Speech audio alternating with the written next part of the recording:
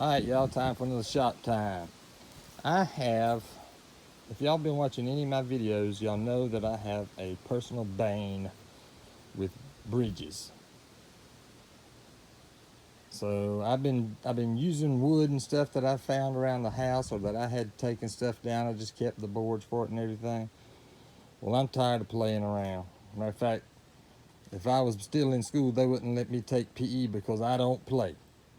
I ain't playing no more. I ain't fooling around no more. I got me some 6-foot long 4x4s, and I'm just loping the ends off of them. So when the tire goes up over it, it's not hitting that sharp edge right there. It's more of a gradual edge, so it's not as bad. So I'm just got my old saw out here. I'm just loping the ends off of them. That's all I'm doing. All right, when we get over there, we'll set things up, because I'm not going to put it together until I get over there. That's another reason I've been messing up. I put it together and get over there and something not be quite right. I ain't doing that this time. I'm cutting the ends off. I'm carrying my saw, my darn drill, and everything I need to just cut that stuff the exact way I want it. So when we get over there, we'll see how it works out. This is what I got now. I made that a couple weeks ago, and it gets me by. I can get by right here. It's not a problem. But I have to be just right. I have to be right on. Otherwise, it's a mess. But anyway, I got the stuff. I'm gonna change this into something else, and we're gonna dig it. Dig it. All right, this is the underside of it. I got the ends already drilled in. Screwed in. Now I just got to do these underneath brackets. I'll stand it back up and lay it right there. Woo, so let's get to it. All right, the bridge shifted on me when I went over it. And it's gonna do that. Because it's not braced down. It's just a big old thing that's... Why am I putting my seatbelt on? It's just a big old piece of block wood. It's gonna shift whenever you go over it, because it's not anchored to anything. It's just more like it's not even a pontoon bridge. But anyway, I was scanning through the other night in the hotel room, and I come across, I can't even remember, it's probably, I want to say Boomerang, but I don't know, some old Bugs Bunny cartoons. And one of the ones is the one where Bugs Bunny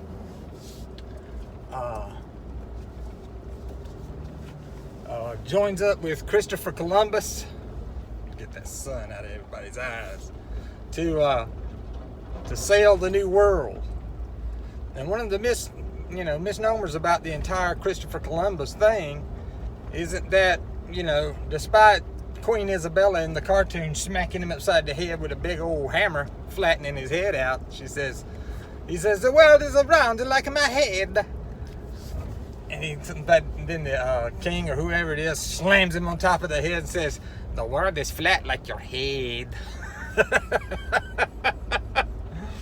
But Columbus didn't think that the world was flat. What it was at the time, they were having, in order to trade with China and India, they were having to use the Silk Road, and they had been using the Silk Road for, 1,500 years at least, if not longer.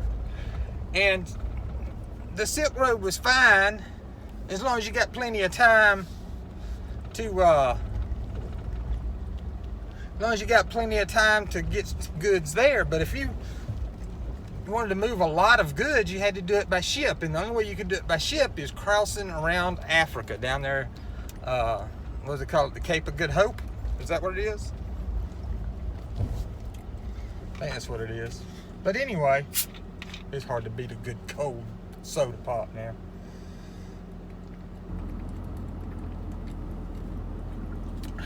But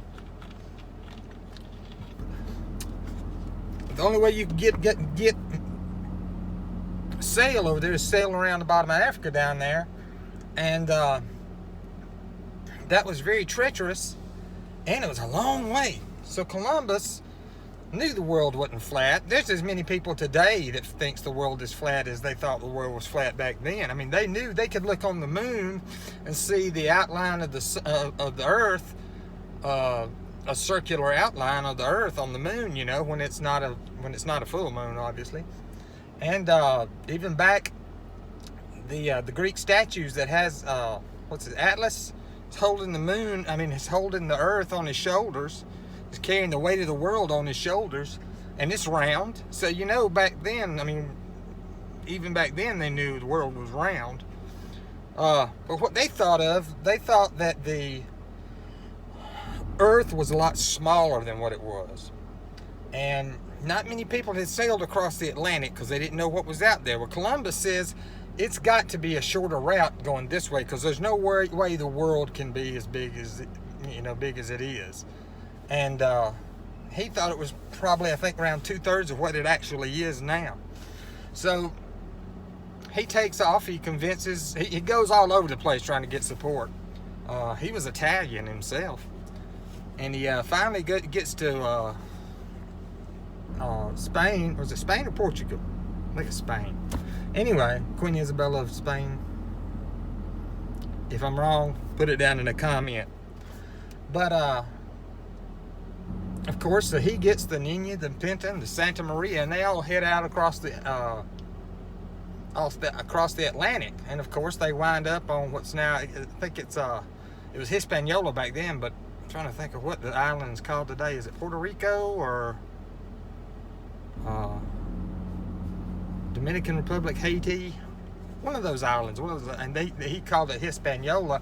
And when he first met, I mean, he was so sure that he had landed in India that he called the native inhabitants Indians. And that's where we get that from. But it's still funny to watch the Christopher Columbus get smacked on the head with a mallet, and the guy saying, "The world is flat like your head." We fitting to try this bridge, y'all. Going back the other way.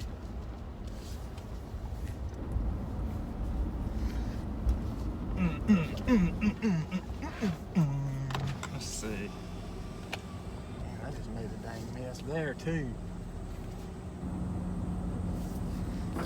Alright. Yeah, that bridge shifted on me, and I'm gonna have to do something else to shore it up. It's heavy duty. It's made good now. It ain't gonna break with me going over it. But it don't need to be shifting like that. So when that truck hits it, it moves. I'm gonna have to shore that up. But it made it across, no problem. I can get around and do what I need to. So, all right, we're going to finish up and go check out some trail cameras.